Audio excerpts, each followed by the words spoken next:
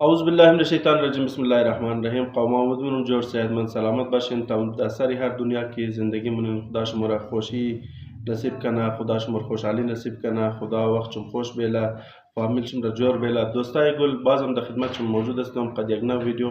امیدوارم که در بین ویدیو شما میگردین این الغیر ریزه است، بسیار در تکلیف است. عمرش 4 ساله 5 ساله است که اینا مریض است و ضرورت کمکشون داره. مریضی ازناک است، قلبش سولاخ است.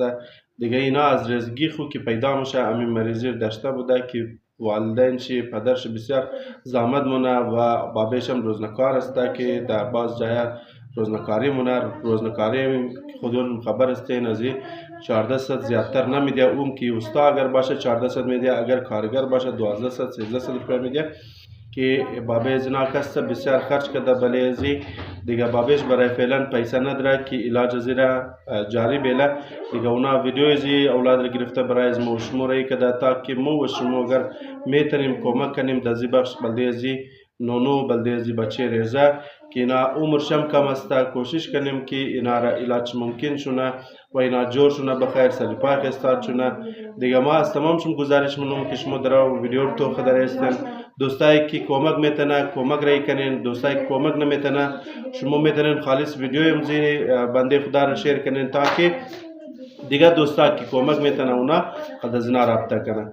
دیگه غیر از این بلدهشون بعضی دوستا کسته اعتماد نمیتونه که مگه الله اگر ما کمک رایی کنی در اینا مرسه نمرسه ایره ما بلدهشم 100% شما را اطمینان میدم که اگر شما کمک رایی مونین نمبری که دبل از ویدیو چل داره است از بابی خودم زی بچه است شما میتونین که باقاعده در ویدیو کال قد بابیش گپ دین و نلغه وش کنین. بعد از او کسته شما پیسه و غیره اگر ضرورت بود یا شما در دل شما است رایی کنین شما میتونین که رایی کنین. 1 روپیه شما طرف نموشه خدا نخواسته. دیگه نمبر خود از اون هسته. دوستایی که در بین پاکستان میشه همون هم میتونه رابطه کنه. از پاکستان اگر برستین هم شما میتونین رابطه کنین چرا که طفل ریزه است. تمام ما کوشش داریم که امی خیر از مود مردم برسه. اگر اگه رقم نظر نیاز دارین شما رای کده میتونین بلده از اینا.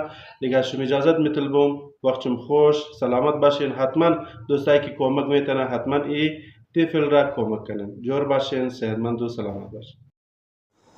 سلام برادر خوبی جان چون جوره بخیر هستین. یک مریض دارم علمی بچه کست مریض پیسه علاج ندارم اندازه 1 سال زیادتر میشه که ما تداوی منم باز تکلیف قلب داره اعصاب داره دیگه علمی تست هایش علمی چیزایی که همیشه استفاده شده بخشش عالم فامیل در شفخانه علمی تمام در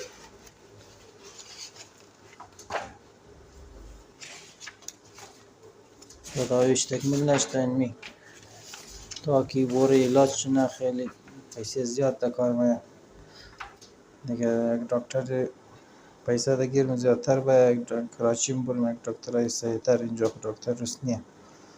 شما خواهش از خیر این که کمک همکاری کنیم میکنید که از صحتمند شناش تشکر است. تمام شد.